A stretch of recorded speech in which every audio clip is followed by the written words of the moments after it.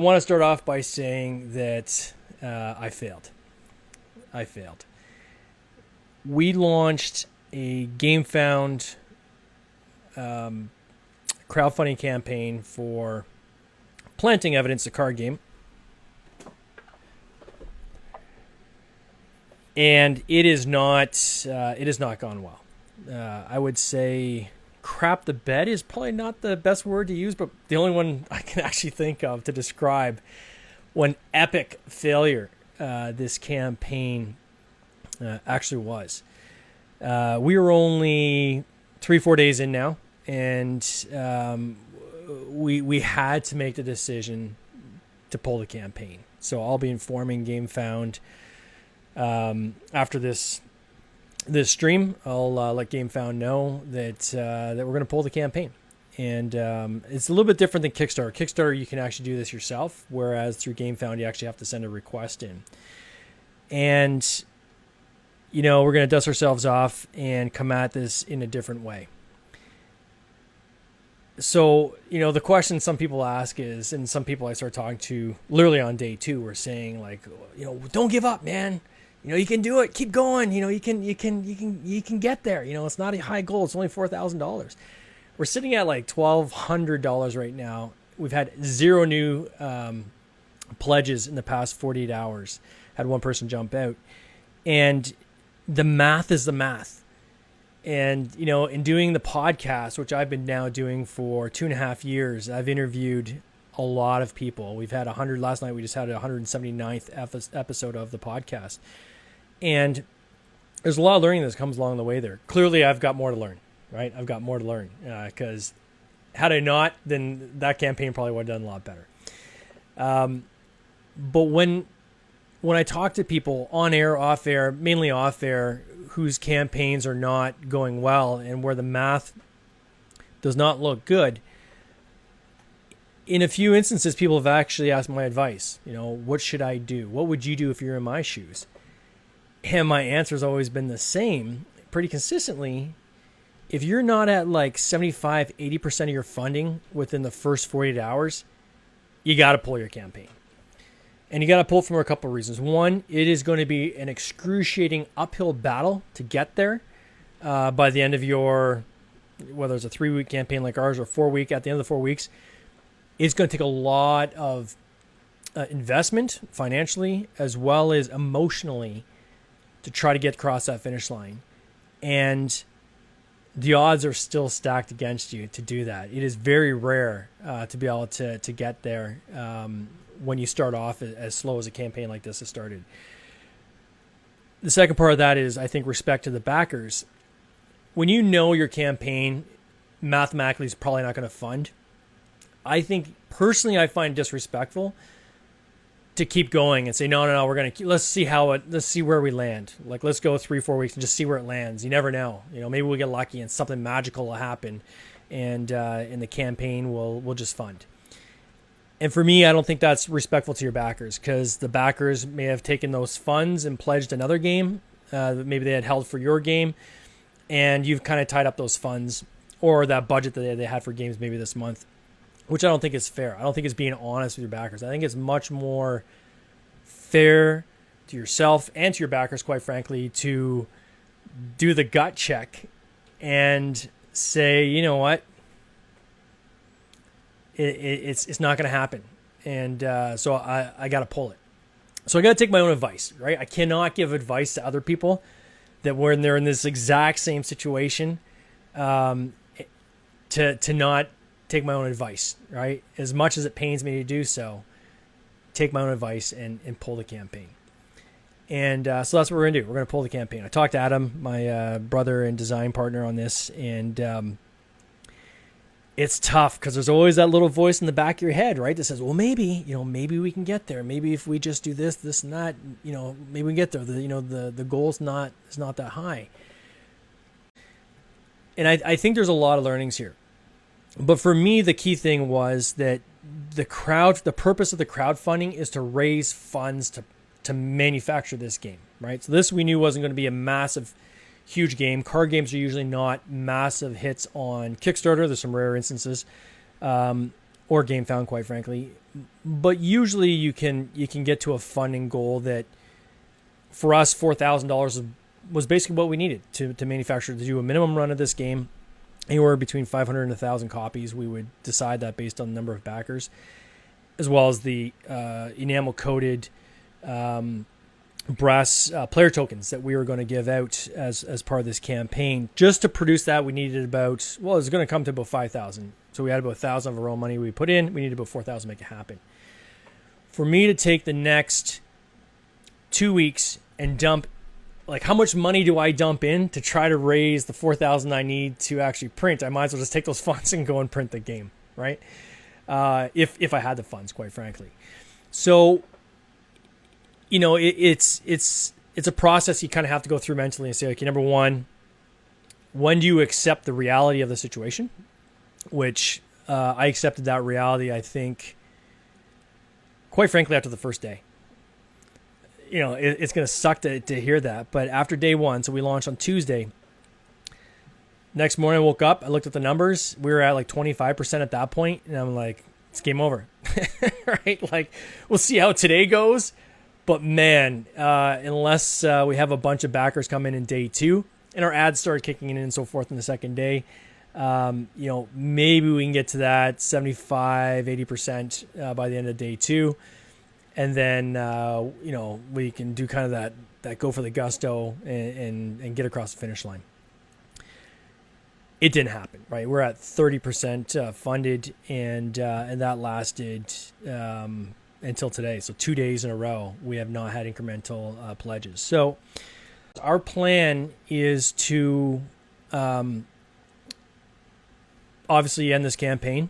So I'll give gamefound notification. Hopefully it'll come down sometime in the next 24 hours.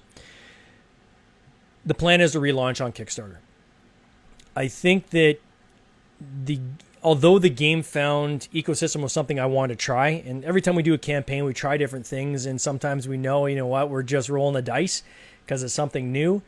But our goal is that when we get to the big campaigns, because we have a Euro that's going to be coming probably end of this year, maybe next year, that one we want to, you know, take all the learnings we've had so far and put it into that campaign. So a lot of these things we're doing is kind of trial and error, and gamefound is one of those trial and errors.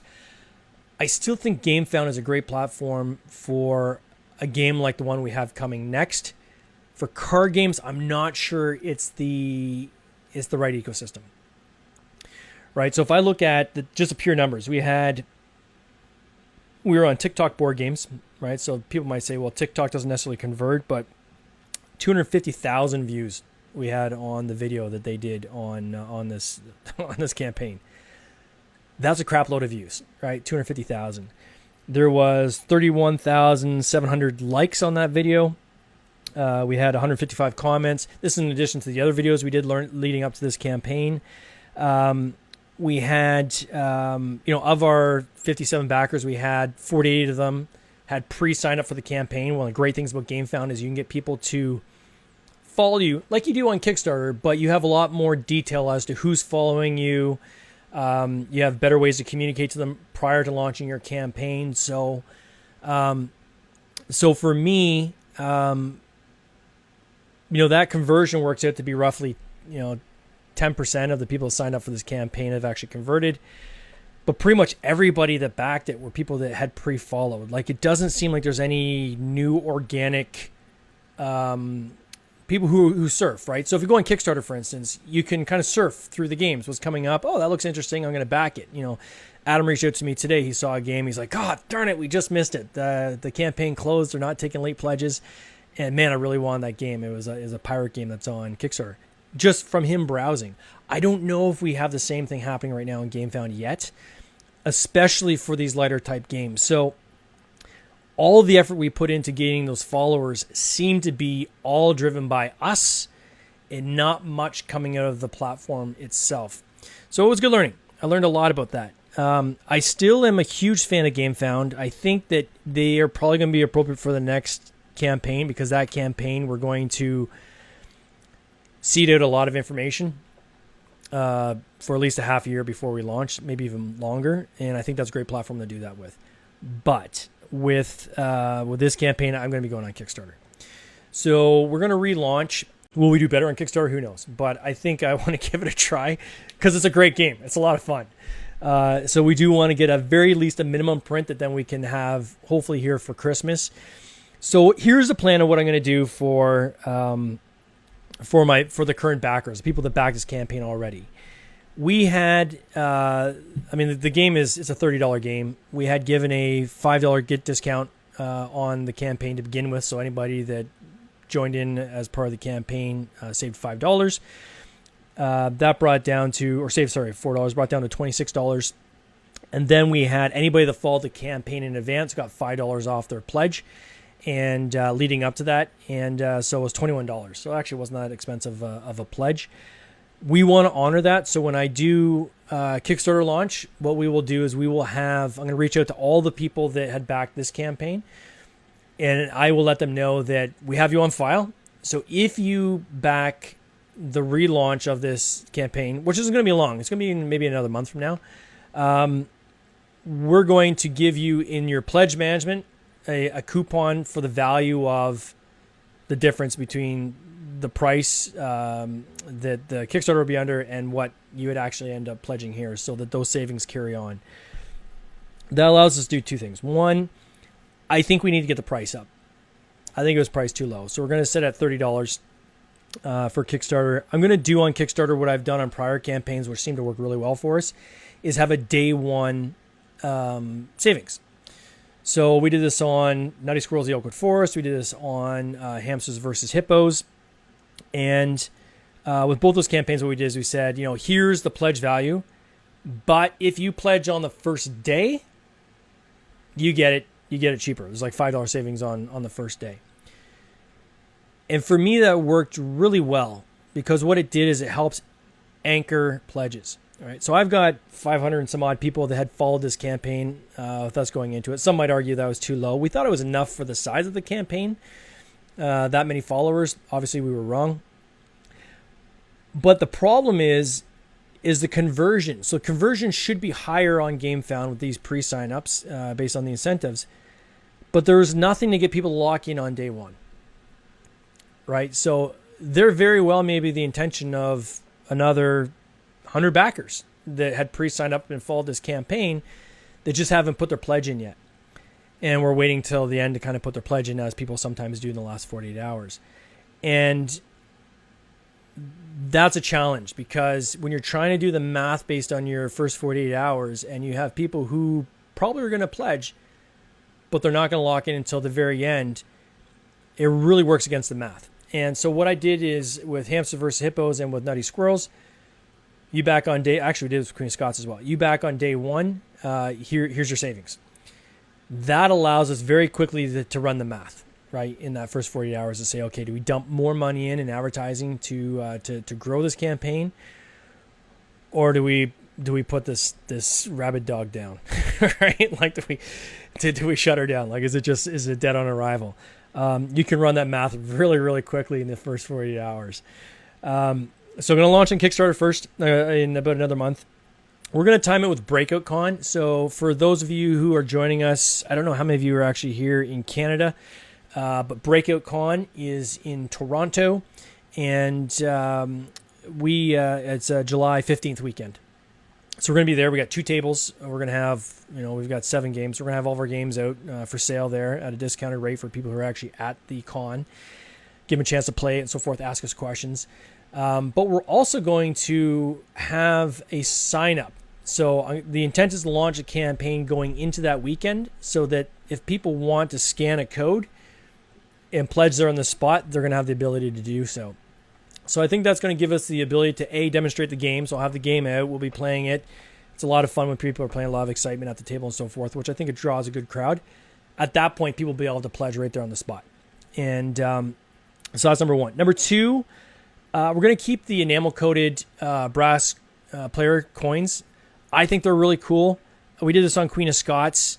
People like the coin. It's super heavy. It's got some weight to it. I'm actually using it as a first-player marker in another prototype game that we're working on. And I think for our games going forward, we're going to do that as an exclusive for Kickstarter backers. Small limited run, do a couple hundred coins And those are going out to backers as a thank you to say, hey, here's something that you get that no one else will ever have at retail. This is just for people to back us in the campaign. And then lastly, I'm still debating because I'm waiting for the factory to get back to me, but part of what I'm thinking of doing is starting the order on the games now. At least the base game. So the game that's the English-French version. And the risk of that is you can't really change it after you've placed the order, obviously.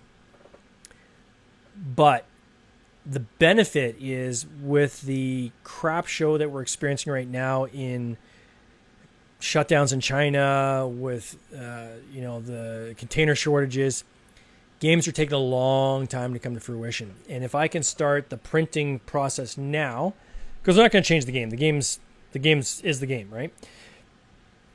There might be some add-ons and things like that we can do that are separate from the actual production of the game, which can, like the coin and so forth, that's a different factor that does that.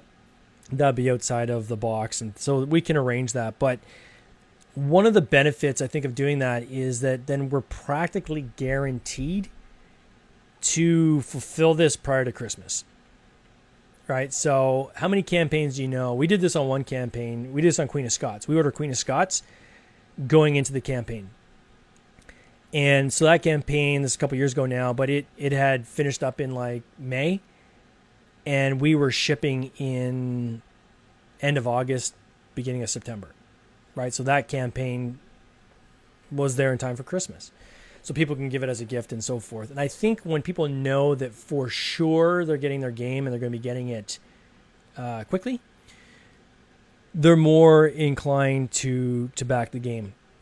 I'm going to do some polls. Obviously, another one of the cool things about gamefound is they've got the ability to run polls right in your dashboard. I'm going to do some polls and get some of the people who are back in the game now to give us their thoughts. I think if we retool this, we've got an opportunity to, at the very least, fund, hopefully exceed the funding goal. $1,200 is basically friends and family when you think about it, man. Like when you think about a Kickstarter campaign or a GameFound campaign, at the very least you should be able to raise, $1,000 with friends and family. So that tells us that, we definitely failed in certain areas, and I'm gonna do some post gaming obviously in the next, week. I've been doing some post gaming quite frankly since the end of the first night as to what went down here. But I think there's a number of things. One is we didn't get enough reviewers, and I'm trying different things. So on Nutty Scrolls, we did paid previews, and the cost to do the paid previews, we had like 5, and they were all amazing previewers that did them. But the cost to do that is very costly to do that. For the same cost on Hamsters versus Hippos, we produced 100 prototypes and sent 70 of them out to reviewers. So we had a lot of buzz in that game. There's a lot of people talk to us saying, "Oh yeah, I remember Hamster vs. Hippos. I saw that. Like it was everywhere. It didn't fund as high as Nutty Squirrels." So we're kind of left with this. Okay, what's the right model? Do you roll the dice and send out a bunch of reviewer copies? The challenge you get with casual games, quite candidly, is reviewers can be brutal. Casual games usually get torn apart by reviewers because the reviewers in this industry. The reality is that, they're gamers, right? Like they play a lot of games. That's why they're reviewers. They've got a lot of expertise as to what makes a good game and what doesn't. They typically don't like casual games. They like, medium to heavyweight games. Some things that, challenge their intellect, challenge their, their knowledge that they've accumulated over the years of playing a number of different games. So I don't know how well this would do if we just sent out like 50 copies of Planting Evidence. I know some people say they absolutely love it. But again, I know for a fact you'll have people that'll just tear it apart because it's a casual game. So that was one of the things that we had to kind of toy with. So we sent it to a handful of previewers, and they're all very kind. Even on Kickstarter, what we'll do is we'll retool those videos so we have them for Kickstarter as well, so that those efforts aren't lost. We're very appreciative of what those people did. But I think we probably need to get into more hands. So we've got a number of copies. One of the great things about this game is we had created this prototype actually with GameCrafter. GameCrafter is awesome. For those of you who aren't using GameCrafter for doing prototyping, they're top shelf. They really are. Like the booklet, the cards are like literally these cards are nice and thick, and they are higher quality than I've even seen come out of some of the manufacturers we worked with. Like the actual card is thick. It's a linen finish. They're great. So the cool thing about GameCrafter is I can, if I have any reviews that I do in the States, I can just have it shipped straight from GameCrafter. That's actually cheaper than me trying to ship it here from Canada. So we did that with some of the reviewers we had already, but I think we'll look for more. We'll reach out after this to our reviewer friends and see who wants to take a shot at reviewing it. And we'll see how we go from there. If after all of that, a relaunch on Kickstarter, we still it's still not funding or still not, there's no interest. Hopefully we can get enough copies made to go to retail, because we know it'll do very well at retail.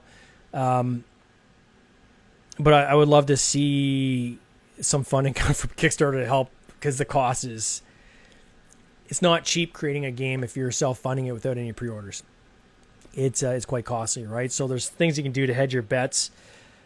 You have to put deposits down, but you don't have to pay the full amount when you put your order in and so forth. So I think that I think we'll be in better hands definitely with Kickstarter. I think the coins, I'm going to ask people what they think about the coins. I think the coins are liked. We'll see what the backers on GameFound think. We did one poll where we asked, hey, this is a 2 to 4 player game. If we did a 5th player, is that something you'd be interested in? I think it was something like 80% of the people said, yeah, I want a 5th player. So I think that's something we'll add in, maybe as an add-on. So maybe that's what we do. Maybe we have like the base game and then we do add-ons. Like if you want a 5th player, here's a 5th player kit you can include in the box. And maybe we do stretch goals, right? 'Cause right now we don't have it really printed on the inside, so we can do inside printing. We may do some spot UV on the front. I think with the dude here might be kind of cool, or if the blood splotches are in spot UV. I think that could work out really well. We'll try to find some interesting things to do, maybe some playthroughs. I'm going to put it on Tabletop Simulator. We didn't do that with this game. We did that on prior games. That would probably help, having people actually playing the game, do some play nights. But again, I think it's okay to fail. It's okay to fail. I think it's better to fail, recognize as fast as you can that you failed, and then retool. And, there's even books out there about, try to accelerate your failure process so that, you can fail faster, right? So that you can learn quicker and move on. And certainly I think there's copious learnings here that we can learn from.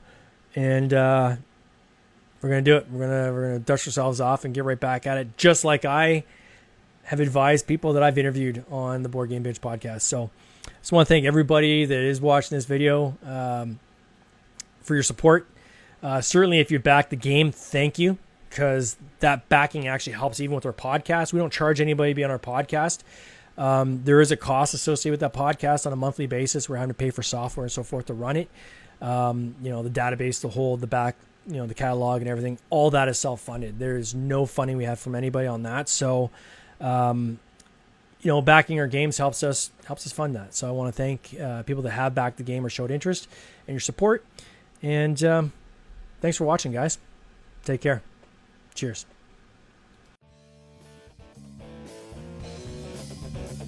This has been an episode of the Board Game Binge podcast, hosted by James Staley, produced by James Staley and Mike Bruner, with original music by Nick Smith. If you would like to watch these interviews live, simply subscribe to our YouTube channel, Board Game Binge, and you'll get access to live interviews, giveaways, and interesting board game content from across the industry. I can't wait for you to join us. See you next time.